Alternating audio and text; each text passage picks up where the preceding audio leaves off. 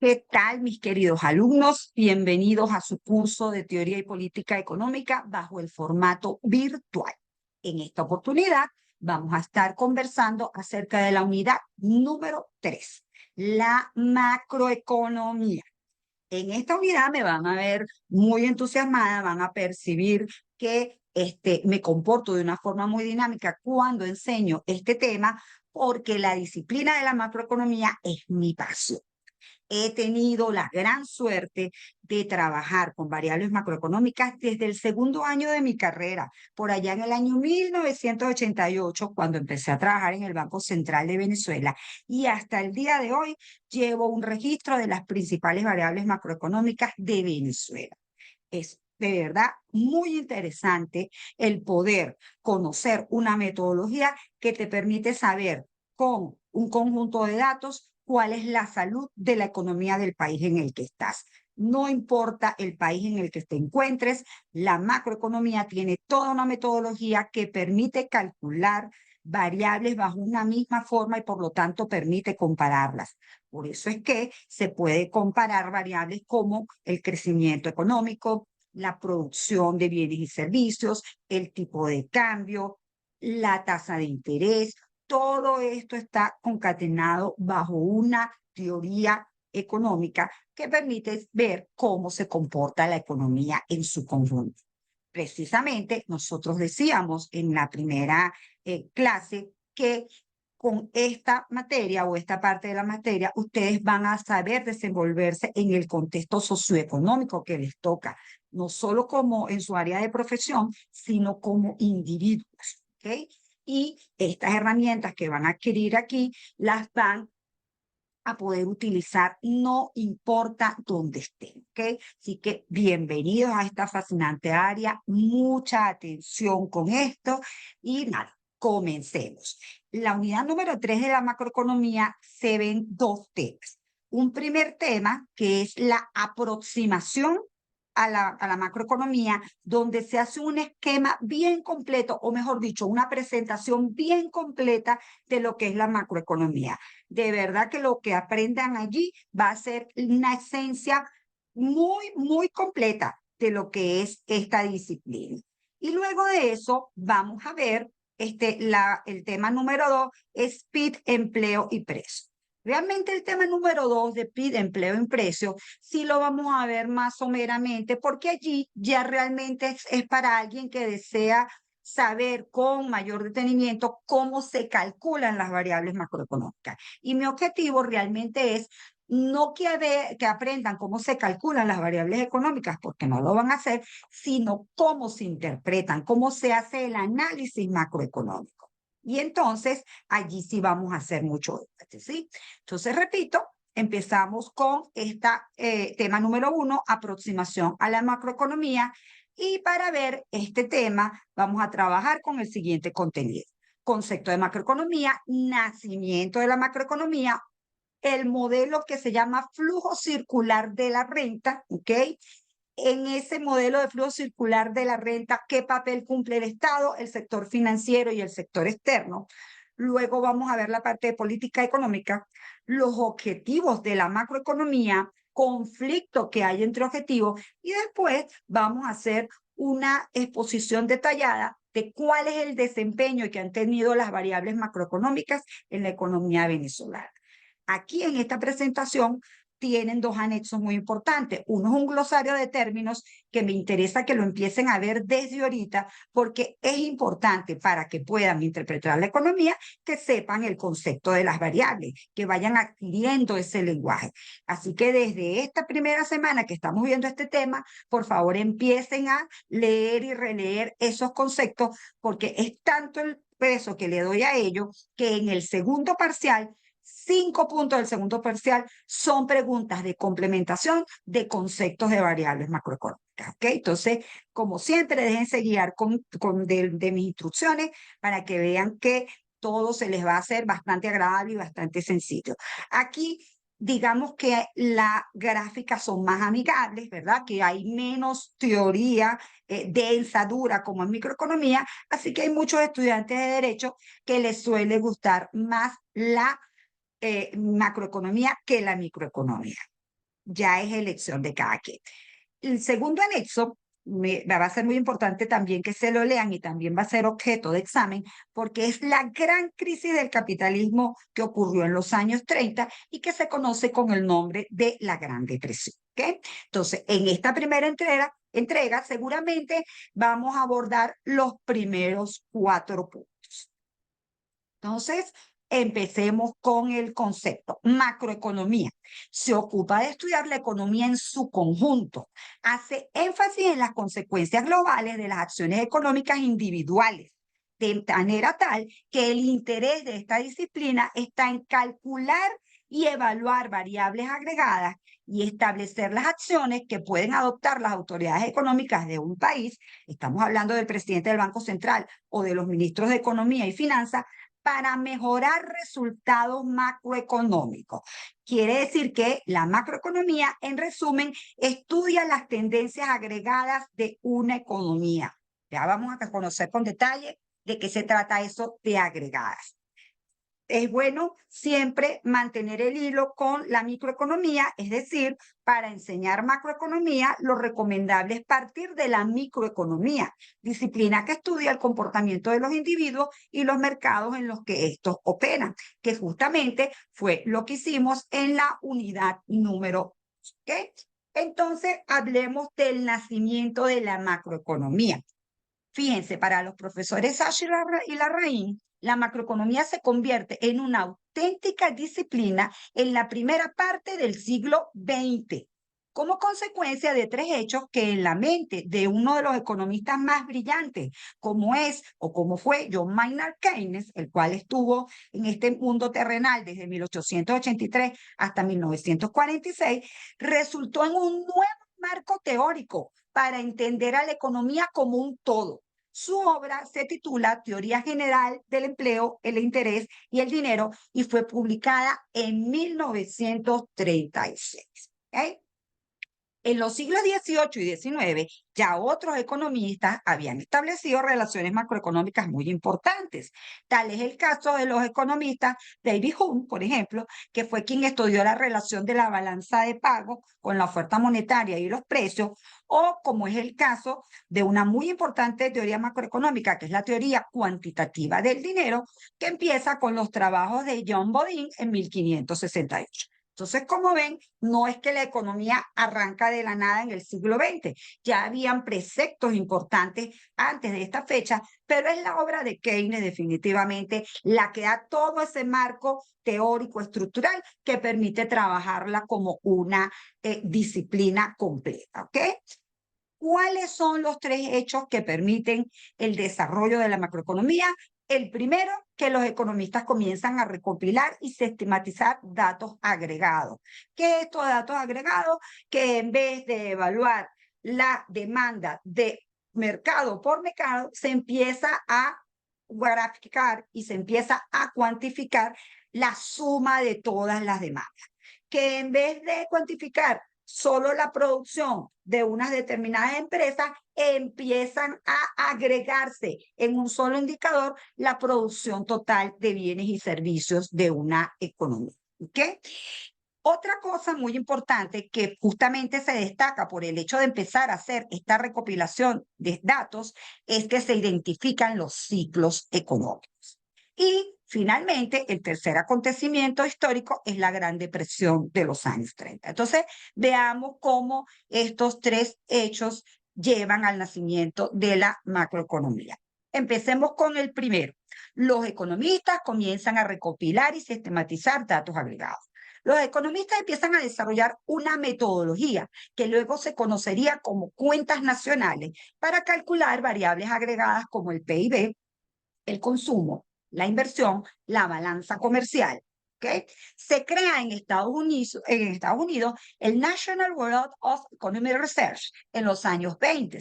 Simon Kunis realiza los primeros estudios sobre crecimiento económico y Richard Stone aporta la metodología que será vital para el análisis macroeconómico. Todos los países, los casi 200 países que pertenecen al Fondo Monetario Internacional, calculan las variables macroeconómicas bajo la misma metodología. ¿Ok? El segundo hecho que hablábamos, la identificación de los ciclos económicos. El economista Michel demostró que las variables económicas como la producción, los inventarios y los precios tienden a cambiar de un modo sistemático. En otras palabras, la economía pasa de forma recurrente por episodios de crecimiento económico y de estancamiento o contracción de la economía. Es decir, se llega a la demostración con números, con estadísticas, que lo que en la Biblia se llama época de vacas flacas y época de vacas gordas es inevitable. Va a haber periodos donde la economía le va a ir bien, va a haber un crecimiento económico y va a haber periodos donde la economía llega a un nivel y empieza a desacelerarse, empieza a haber crecimiento económico negativo. Eso no se puede evitar, pero lo que sí se puede evitar es su intensidad. Ya veremos. El tercer gran hecho es la Gran Depresión de los años 30. Esta crisis se prolongó por cerca de 10 años y afectó a buena parte de los países de todo el mundo. La Gran Depresión dejó en tela de juicio los postulados de la escuela clásica y neoclásica, que eran los únicos establecidos para la época y donde se aceptaba sin mayores cuestionamientos que las fuerzas del mercado, con su propio dinamismo, evitarían un desempleo sostenido y en gran escala. Es decir, no, uno de los indicadores más importantes de la economía es la tasa de desempleo, que es el número de personas que están buscando trabajo y no lo encuentran como proporción de la población económicamente activa. Entonces, eso tiene que ser pequeñito para que la mayor cantidad posible de personas estén trabajando, estén percibiendo un ingreso y con ese ingreso puedan adquirir los bienes y servicios. Cuando ocurren crisis económicas, lo primero que se manifiesta es que se reduce la producción de bienes y servicios y obviamente empieza a despedirse trabajadores y la tasa de desempleo empieza a subir, ¿ok? Entonces, fíjense, siguiendo con la Gran Depresión, la realidad fue un tremendo golpe para las sociedades, porque en la Gran Depresión la producción se contrajo de manera abrupta. Por ejemplo, en Estados Unidos la producción cayó 50%, en Alemania 40% y Francia 30%. Estamos hablando a lo largo de una década, ¿ok?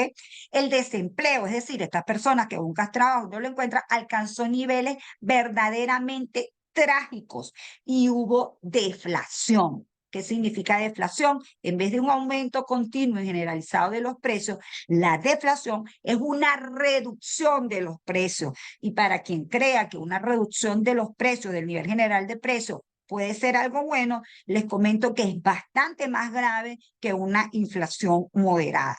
¿Por qué? Porque si el consumidor sabe que los bienes van a estar más baratos en el futuro, consume lo mínimo hoy y espera consumir en el futuro.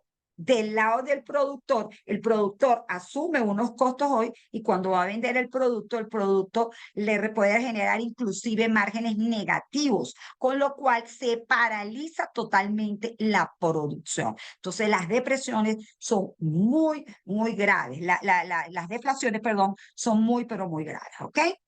El hecho más recordado en esta Gran Depresión fue el monto negociado en Wall Street, que pasó de un incremento de 229,6% entre 1995 y 1929 a un desplome de las cotizaciones en 1932 de 468%.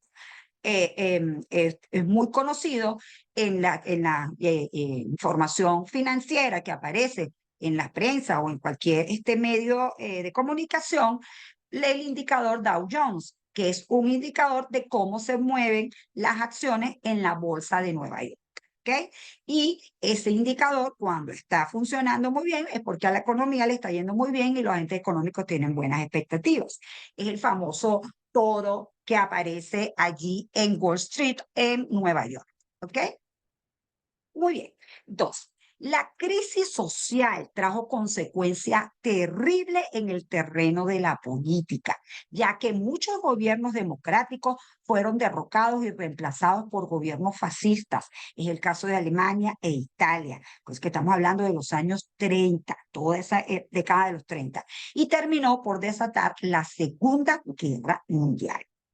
En ese contexto, obviamente ya finalizada la Guerra Mundial, la Segunda Guerra Mundial, aparece la genialidad de Keynes para demostrar que los mercados tardan mucho tiempo en autorregularse y que el cambio de las economías están sujetas a grandes fluctuaciones, ¿ok?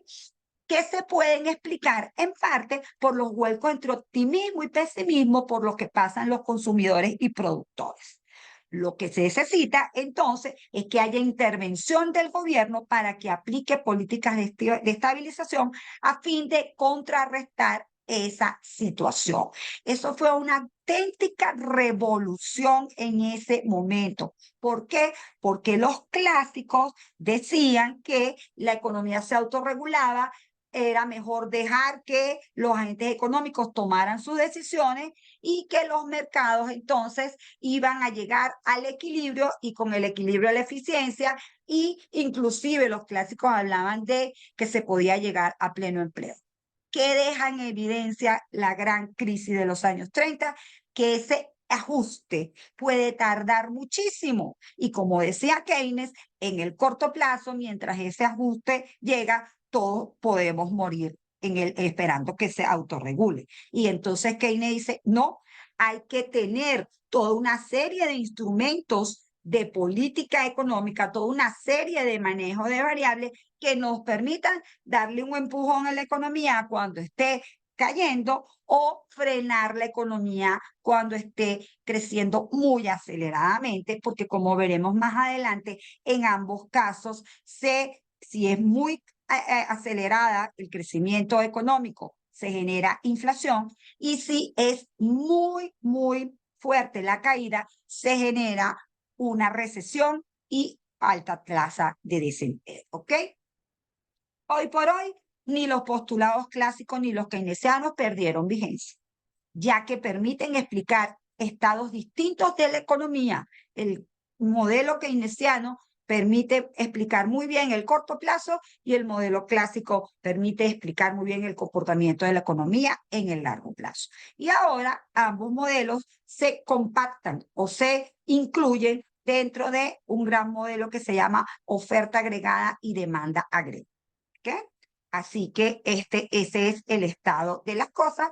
Como ven, nuestra disciplina macroeconómica, repito, arranca con buen pie desde el año 1936 y realmente se consolida en los años 50, 60, de ahí en adelante lo que empiezan a ocurrir es mejoras en las estadísticas y que cada vez más países empiezan a generar estadísticas de variables macroeconómicas, ¿ok?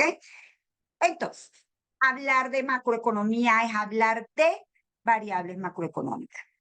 Una de las principales, Producto Interno Bruto, ingreso, consumo, inversión, gasto del gobierno, exportaciones, importaciones, impuestos, precios, tasa de desempleo. Recuerde, se vienen a la parte del anexo desde hoy mismo. Y en el anexo 1 tienen el glosario de términos con los conceptos de las principales variables macroeconómicas. Por ejemplo, Producto Interno Bruto, valor total de la producción de bienes y servicios finales dentro del territorio nacional en un periodo de tiempo determinado. Generalmente un año, un trimestre, ¿ok? De tasa de desempleo, que la nombramos ahorita. La tasa de desempleo es una medida del número de personas que están buscando trabajo y no lo encuentran como porcentaje de la fuerza laboral. Otro, corto plazo. La producción a corto plazo se refiere al PIB real y a los ciclos económicos. Largo plazo corresponde al crecimiento económico o PIB potencial, es decir, cómo crece la economía a lo largo del tiempo. Entonces, como ven, todas las variables las vamos empezando a ver desde ahorita y todo lo que hacemos es que en la medida que sigamos avanzando en esta materia, pues entonces vamos a ir entendiendo mejor cada concepto, ¿de acuerdo? Entonces, muy bien. Como les digo, pónganle mucho cariño a esta guía en aprenderla, todo el esfuerzo que le puse yo en darles el mejor resumen que podía darles, ¿ok? Muy bien. Entonces, ese estudio de la economía en su conjunto, ese estudio de las consecuencias, ¿verdad? De las acciones individuales, ¿qué otro aspecto muy importante tiene? Tiene como aspecto importante que al circuito micro, en donde solo interactúan los hogares y las empresas, le vamos a incluir la acción del sector público, del sector financiero y del sector externo. ¿Ok? Y además le vamos a incluir esa posibilidad que tiene el Estado y que creo que es de aplicar política fiscal, política monetaria y política cambiaria para mejorar los resultados económicos en el futuro. ¿Ok? Una cosa que sí vamos a manejar muchísimo en esta parte de la macroeconomía es esta ecuación que está aquí, ¿sí? Esta ecuación es la ecuación que se deriva del modelo de oferta agregada igual a demanda agregada, ¿ok? Por eso en los mercados individuales, ahora tenemos este mercado consolidado, ahorita lo vamos a ver bien, y este mercado consolidado, la oferta agregada se mide a través del PIB, es decir, del total de la producción de bienes y servicios en el territorio nacional en un periodo determinado, ¿ok? Y la demanda agregada se mide con estas 5 variables. La variable consumo, que es el gasto de las familias, de los hogares en bienes y servicios. La variable gasto público, que es el gasto que hace el gobierno en sus funciones públicas en economía. La inversión, que es el gasto que hacen básicamente las empresas en mantener y aumentar la capacidad de producción. La X corresponde a las exportaciones, que son la venta de bienes y servicios de nuestras empresas a residentes de otras economías, y las importaciones, que son la compra de bienes y servicios de los nacionales de bienes procedentes del resto del mundo. Veámoslo con más detalle. Recuerdan, en microeconomía teníamos mercados individuales, mercado de los celulares, mercado del trigo, mercado de la mantequilla, cualquier mercado. En cualquier mercado había una oferta del bien, cantidad del bien que se produce, el oferente está dispuesto a producir y vender, demanda del bien, cantidad del bien que el consumidor está dispuesto a comprar, y donde se interceptan estas curvas se daba un punto de equilibrio. En ese punto de equilibrio teníamos el precio de equilibrio y la cantidad de equilibrio. ¿Qué ocurre a nivel macroeconómico? Que todas estas ofertas, a través de herramientas estadísticas, son cuantificadas en una variable que se llama PIB. Y desde el punto de vista macroeconómico, tenemos una curva que se llama oferta agregada.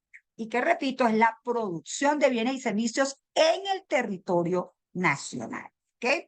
Luego tenemos la suma de todas estas demandas, pero ojo, la suma de todas estas demandas solo nos permite obtener la variable consumo. ¿Por qué? Porque la variable consumo es precisamente esa compra que hacen los demandantes de bienes y servicios. Es la única variable dentro de la demanda agregada. Ya vimos que el gobierno gasta parte del ingreso que produce la economía, las empresas también gastan parte del ingreso que produce la economía, y tenemos relaciones con el resto del mundo. ¿Ok?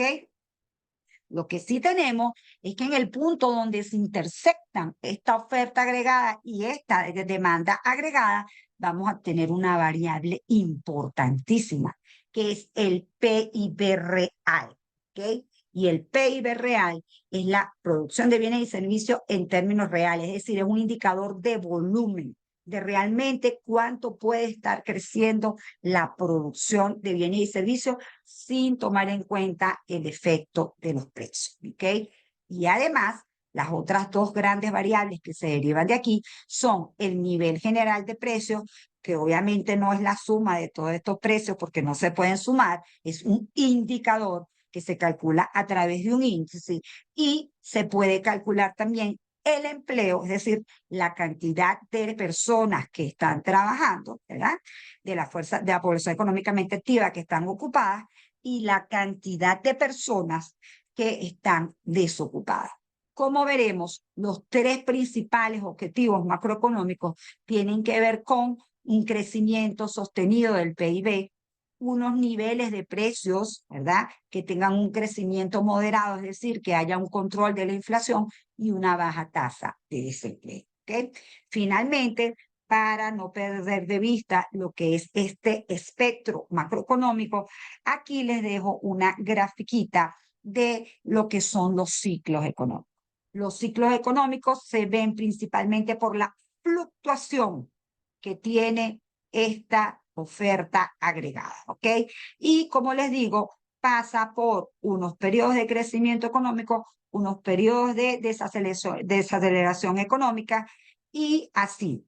¿Qué es lo importante? Lo importante es que las caídas no sean muy abruptas o los crecimientos no sean muy abruptos y eso se logra de suavizar a través de los ciclos económicos y lo importante es que la producción tenga una tendencia creciente. Fíjense, la información que está aquí es el tiempo por este lado y por este lado el nivel de producción de bienes y servicios. Entonces, en este punto, este nivel de producción de bienes y servicios es mucho más pequeño que el nivel de producción de bienes y servicios que habría a lo largo de este periodo de tiempo.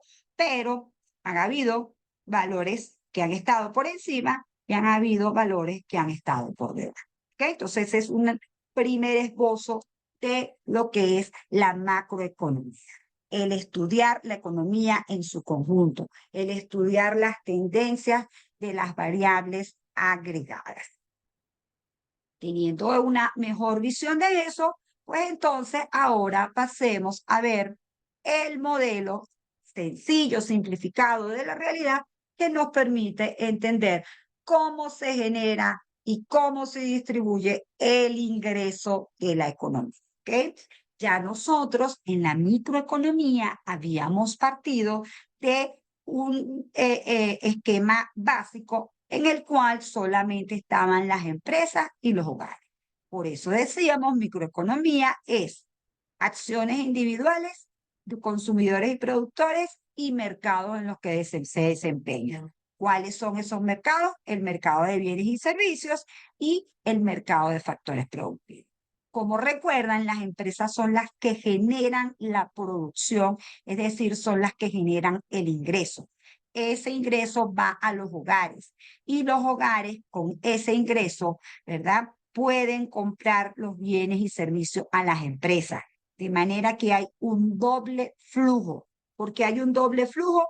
Porque los bienes y servicios no se intercambian unos por otros, es decir, no existe el trueque, sino que todos los bienes y servicios se intercambian por una mercancía común que es el dinero. De manera tal que por aquí la empresa entrega un bien y recibe unidades monetarias de los demás. ¿Ok? Las empresas, recuérdense que son las organizaciones jurídicas que compran, que venden con el objetivo de obtener una ganancia. Producen y venden con el objetivo de obtener una ganancia. Los hogares, por su parte, somos todos los consumidores. Aquí están incluidos los trabajadores, los accionistas de las empresas, los gerentes de las empresas. Acuérdense que nuestra necesidad esencial es consumir bienes y servicios para satisfacer necesidades y que esta economía de mercado lo que hace es que la libre interacción de oferentes y demandantes tomando decisiones totalmente descentralizadas y alcanzando sus propios o persiguiendo sus propios intereses permite generar un nivel total de producción de bienes y servicios. ¿Ok? Fíjense, por ejemplo, en el caso de Estados Unidos, la economía estadounidense, aquí les tengo como dato que en el año 1962 el ingreso era 0,38 mil millones de dólares estadounidenses, ¿ok? US dólares es dólares estadounidenses. No sé si en Venezuela han visto VES, VES, y se lo ven a cosas para ver el precio en bolívares y dicen, ¿qué será esto?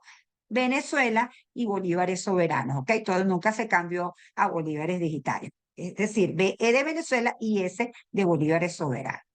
Hace mucho tiempo era BR y no llevaba la connotación de los países, pero la convención internacional ahora es que cada moneda, las dos primeras siglas sean del país y la tercera el nombre de la moneda, ¿ok?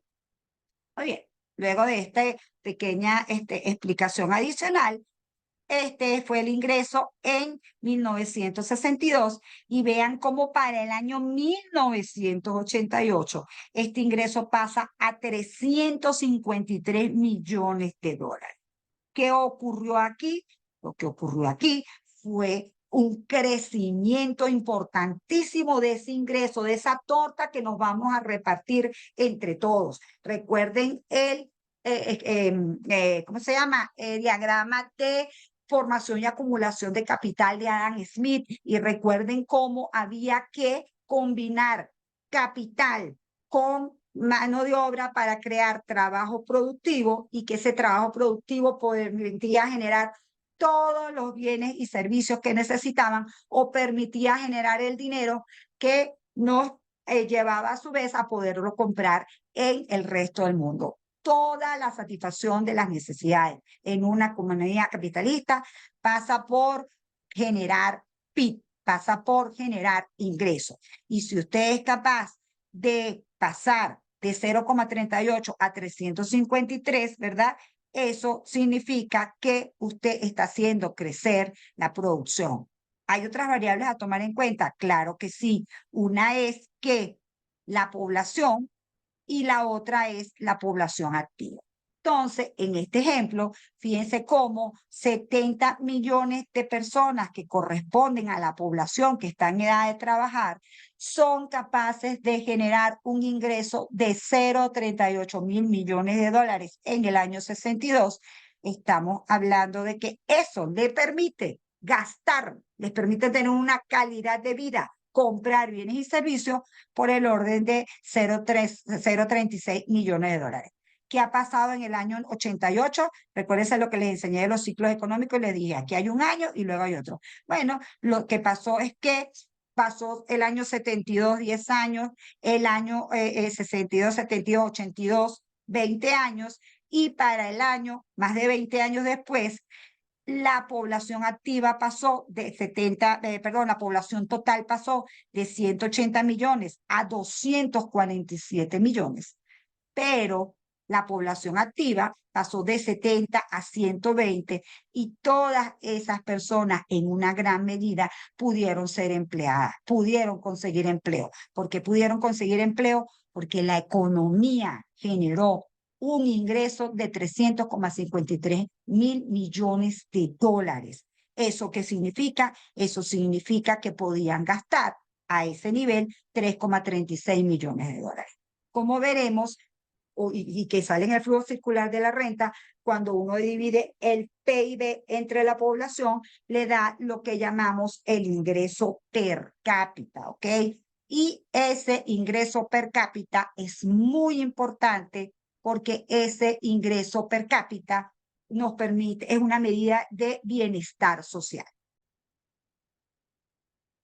Entonces, fíjense, una cosa que sí vamos a hacer nosotros mucho en esta unidad 3 es hacer énfasis en cómo podemos calcular el crecimiento de una variable. Entonces, por ejemplo, la población, si en el año 88 era 247 y en el año 62 era 180, ¿cuánto creció esa población? Bueno, nos vamos a nuestra calculadora y decimos 247 millones, ¿ok?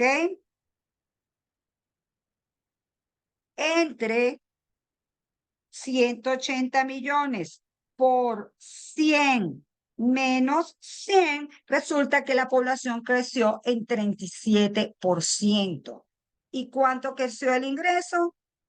Si vemos 3,53 entre 0,38 por 100 menos 100, el ingreso creció 828%.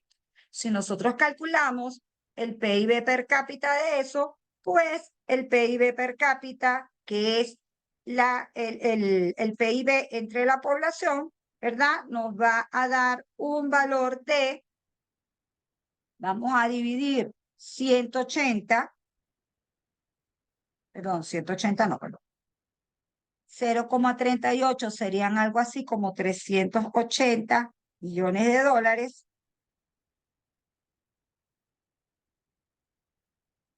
entre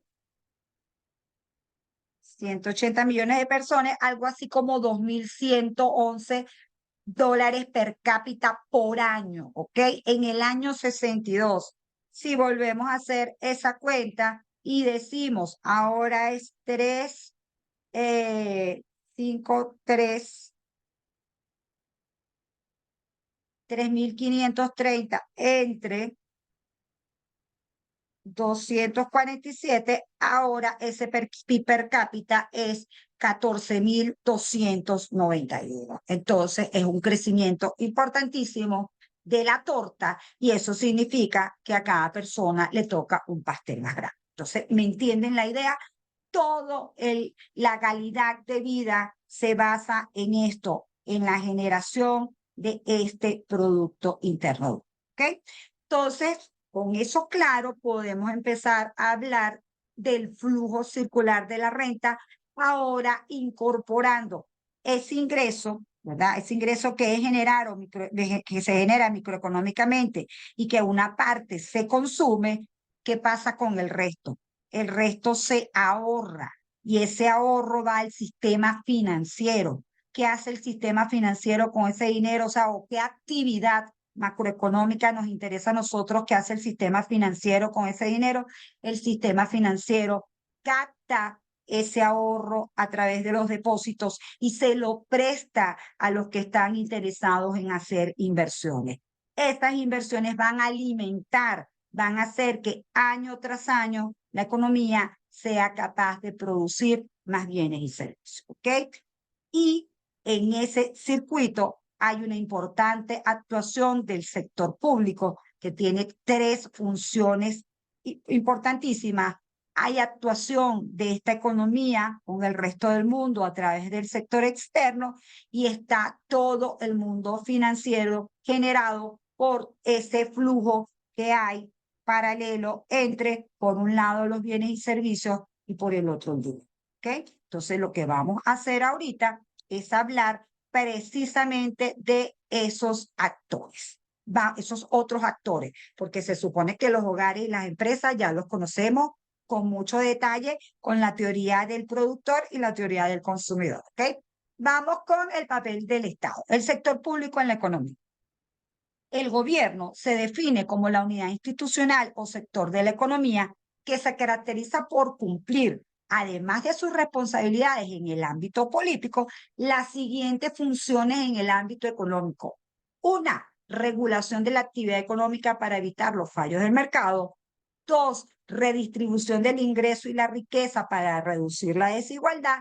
Y 3, estabilización de la economía, es decir, utilizar sus herramientas de política económica para suavizar los ciclos económicos.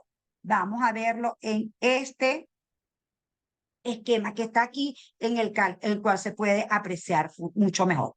Fíjense, la economía, ya lo habíamos dicho en la unidad 2, puede generar fallos. Si bien el mecanismo del mercado es muy eficiente, genera fallos. Dentro de esos fallos, ¿cuáles están? Están que hay concentración del mercado, externalidades negativas y hay bienes que no se producen suficientemente. Es decir, que hay cierta ineficiencia del mercado y que el Estado puede convertir ese mecanismo en mucho más eficiente todavía de lo que ya es mediante la regulación de la actividad económica, subvencionando actividades y produciendo bienes y servicios públicos. ¿Cómo hace estas acciones? A través de leyes, a través de normas y a través de la oferta de bienes públicos. Obviamente, en la rama del derecho aquí queda muy claro, ¿verdad? En el caso de otra función trascendental del Estado está la desigualdad. La desigualdad inaceptable del ingreso y la riqueza. Esa concentración que tiende a generarse entre los que ganan mucho, que son un grupo pequeñito de la población, y los que ganan muy poquito, que son un número grandote de la población. Para eso, el Estado cuenta con impuestos, que son imputación que se hace a la renta de los que más ganan, y con transferencias, que son dinero que le otorga directamente a los hogares para que puedan tener una mejor calidad de vida. Eso afecta la redistribución del ingreso. Es decir, el circuito que mostré, donde estaba el PIB, es el ingreso, ¿ok?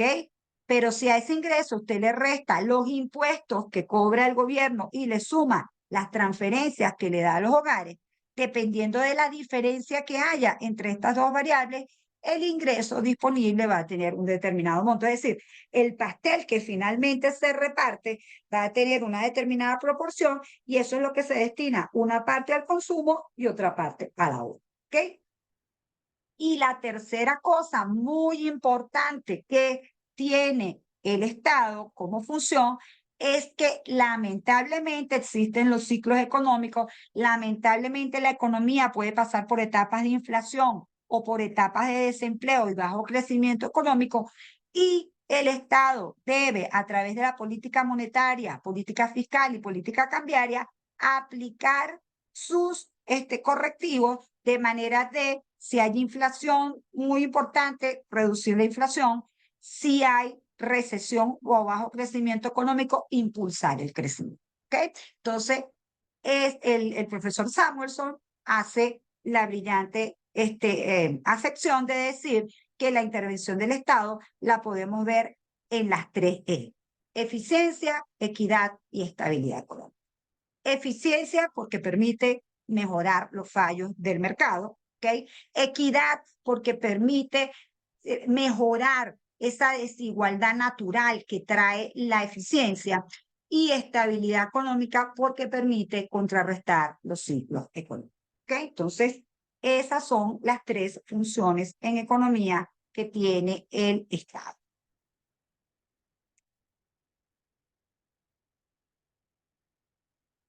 Fíjense, aquí les tengo una observación muy importante. Los estados han fracasado de manera estrepitosa en esta responsabilidad de redistribuir la renta. Según el Global Wealth Report de Credit Suisse y cálculos propios, en el año 2022, una población mundial de 7.951 millones de personas generaban un PIB de 102.404 miles de millones de dólares. Si usted hiciera un reparto equitativo de eso significaría que cada habitante le corresponde un ingreso per cápita mensual de $1.073. Estamos hablando de cada persona. Obviamente, en esta población hay personas desde 0 edad hasta 100 años, ¿ok? O hasta un poco más. ¿Ok? ¿Qué sucede en la realidad? En la realidad la cosa es muy distinta. En la realidad, solo el 1,2% de la población, es decir, de estos 7.951 millones de personas, solo 95 millones tienen el 48% de esa torta que se genera en el mundo. Eso significa que estas personas, si nosotros hiciéramos un cálculo para poder tener una estimación, gozarían de un ingreso per cápita mensual de $43.117 per cápita mensual. ¿Ok? Porque claro, son apenas 95 millones de personas. En tanto que el 52,3% de la población, estamos hablando de 4.108 millones de personas, comparten el 1,4% del ingreso. Es decir, que el ingreso per cápita de esas 4.108 millones, si nosotros hacemos el cálculo, equivale a $30 mensuales. ¿Sí? Obviamente, el que está en el primer grupo goza de una riqueza fabulosa, el que está en el segundo grupo y que estamos diciendo que es el 52,3% de la población, tiene una calidad de vida bien mala, ¿ok? En el medio, por decirlo algo, hay 3.748 millones de personas que, si hacemos un estimado, tendrían un cálculo per cápita mensual de $1.070 mensuales. Entonces, esto es para que vean una idea de cómo el sector público, que tiene la necesidad de redistribuir la renta para mejorar la inequidad que genera el libre mercado, no lo está logrando. Lo había logrado con bastante éxito en el siglo XX. ¿Por qué? Porque en el siglo XX había mucho más localizadas las empresas y para los gobiernos locales era más fácil captar renta de los que más ganaban. ¿Qué ha pasado con la apertura de la economía? Que se han creado grandes consorcios y que entonces los gobiernos en esa economía mundial, como no existe un gobierno mundial, se termina siendo muy difícil extraer renta de los que más ganan, porque obviamente los capitales se mueven por el mundo. Y eso no es lo mejor para la economía y está generando un problema serio, serio a nivel de presión social, toda esa desigualdad que hay en el mundo. ¿Ok? Pero bueno, eso es lo que tenemos, como dice. Fíjense, ahora pasemos al papel del sector financiero. El sector financiero está conformado por el Banco Central y todos los bancos o otras instituciones financieras que pertenecen al sistema financiero de un país. Se encargan de canalizar el ahorro de los prestamistas hacia los prestatarios.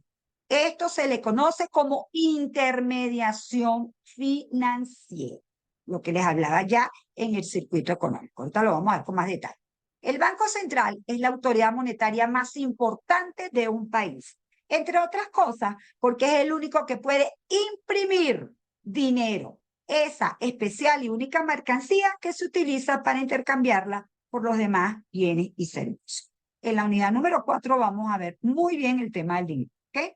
Los bancos tienen una función muy importante porque en su actividad de captar dinero a los ahorristas y prestarlos a las empresas para que puedan invertir, crean más dinero. Es decir, en el mercado de dinero, como cualquier mercado, hay una oferta de dinero, una demanda de dinero y un precio que es la tasa de interés.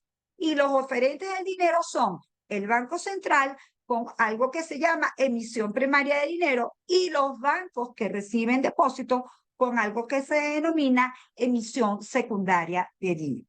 ¿Ok? Entonces, es lo que tenemos aquí. ¿Ven? Tenemos a los hogares que ya se ha generado el ingreso, parte del ingreso ha sido canalizado como ahorro al sector financiero.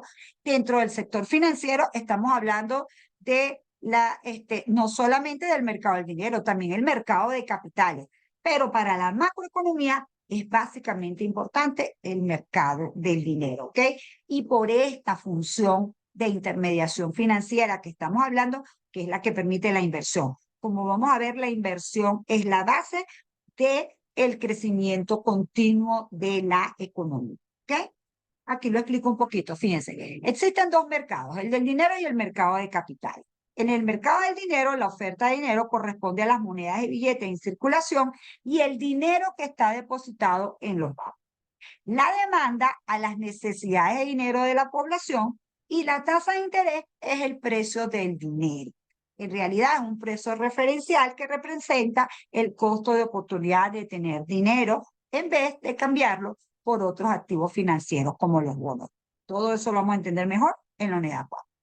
En el mercado de capitales se transan divisas, bonos, acciones y el resto de los activos financieros. ¿Ok?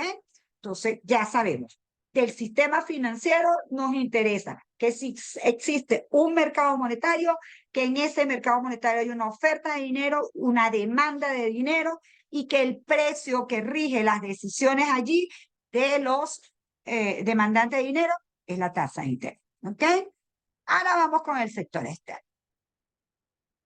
En realidad, el sector externo no se refiere a una entidad como tal. Se utiliza más bien como una figura que simboliza las relaciones comerciales y financieras de los habitantes de un país, de los residentes de un país, con el resto del mundo. Las relaciones comerciales se dan por el intercambio de bienes y servicios. La venta de esos bienes y servicios de las empresas nacionales a los extranjeros se denominan exportaciones, en tanto que la compra de bienes y servicios de los nacionales a los extranjeros se conoce como importaciones.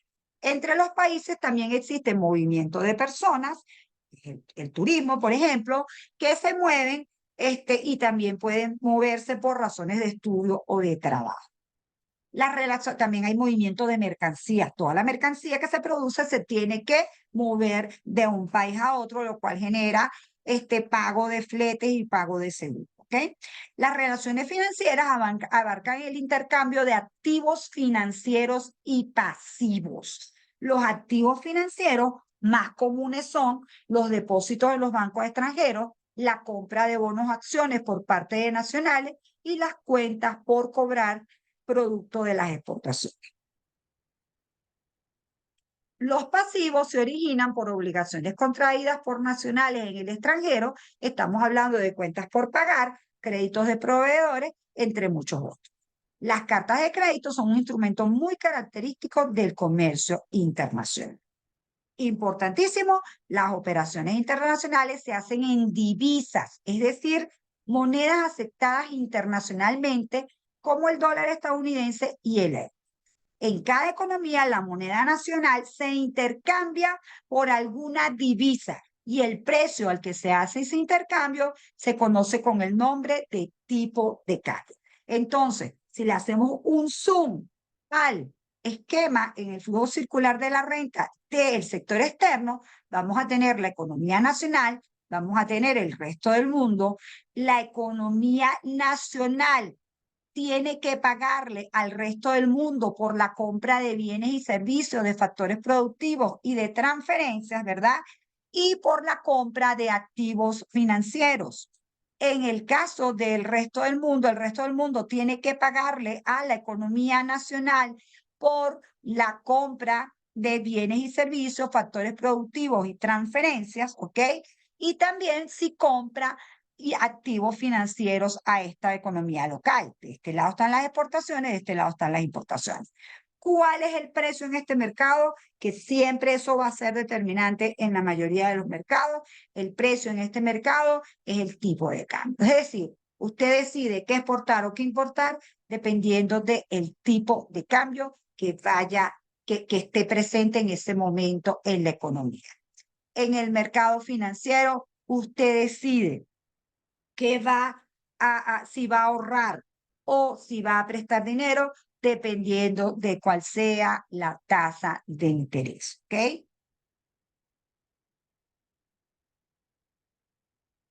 Y en el mercado de bienes y servicios, el Producto Interno Bruto, allí no se va a regir por el nivel general de precios. No, no, no, no, no. Allí se va a regir por cómo sea la dinámica de la oferta y de la demanda. Si la oferta es mucho mayor que la demanda, la variable que se va a ajustar se llama inventario. ¿Qué significa eso? Si la oferta es mayor que la demanda, la empresa se da cuenta que los inventarios empiezan a crecer y deja de producir bienes y servicios. Si resulta que la empresa se da cuenta que empieza a haber mucho movimiento, mucha demanda, mucha compra de bienes y servicios y que los inventarios empiezan a reducirse, entonces va a producir más bienes y servicios. Entonces, repito, el mercado consolidado de bienes y servicios es el único que la variable que se mueve no es el nivel general de precios, sino los inventarios. ¿Qué son los inventarios, profesora? Los inventarios son esas existencias de insumos y de bienes finales que tienen las empresas para poder aumentar la producción. ¿Ok? Y en el caso del mercado de trabajo, sí tenemos un indicador de precio muy importante que es el salario. Está el salario nominal, el salario real. En el sector externo está el tipo de cambio nominal, el tipo de cambio real. En el sector financiero está el tipo, en el sector financiero está la tasa de interés nominal y la tasa de interés. Entonces, bueno, ojalá y este primer esbozo les haya parecido interesante. Sé que es mucho lo que hay que asimilar y la única forma de hacerlo es, como se los digo siempre, poco a poco. ¿Qué tenemos que hacer? Tenemos que empezar a manejar este material, tenemos que utilizar el anexo número 1, donde están los conceptos de las variables macroeconómicas, y estar muy atentos a todas las videoclases y leer los materiales para que esta experiencia sea muy grata, y cuando hagamos el estudio de caso que va a ser sobre el desempeño de la economía mundial, ustedes estén bien conectados, estén bien familiarizados con el lenguaje económico y puedan disfrutar de esa actividad evaluada que vale 15%. Repito, el estudio de caso. Bueno, lo vamos a dejar en esta oportunidad hasta aquí. Muchísimas gracias por su atención.